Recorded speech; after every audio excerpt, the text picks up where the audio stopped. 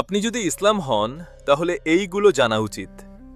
প্রশ্ন নম্বর ১, কোন সাহাবীকে সিদ্দিক উপাধি দেওয়া হয়েছিল? এ হজরত উমর রাদিয়াল্লাহু আনহু, বি হজরত আবু বকর রাদিয়াল্লাহু আনহু, সি হজরত উসমান রাদিয়াল্লাহু আনহু, ডি হজরত আলী রাদিয়াল্লাহু আনহু।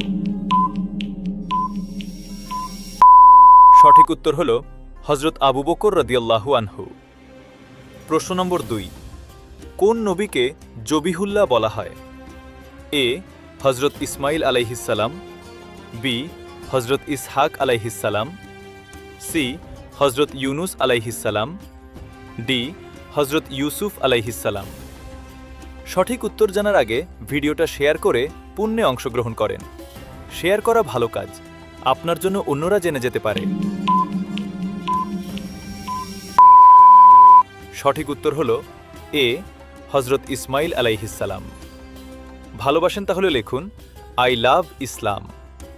প্রশ্ন নম্বর ৩, কোন নবীকে সবরের নবী বলা হয়? এ হজরত আইয়ুব আলাইহিসসালাম, বি হজরত ইউনুস আলাইহিসসালাম, সি হজরত ইউসুফ আলাইহিসসালাম, ডি হজরত মুসা আলাইহিসসালাম। সঠিক উত্তর হল হজরত আইয়ুব আলাইহিসসালাম। কটা পারলেন কমেন্টে জানান।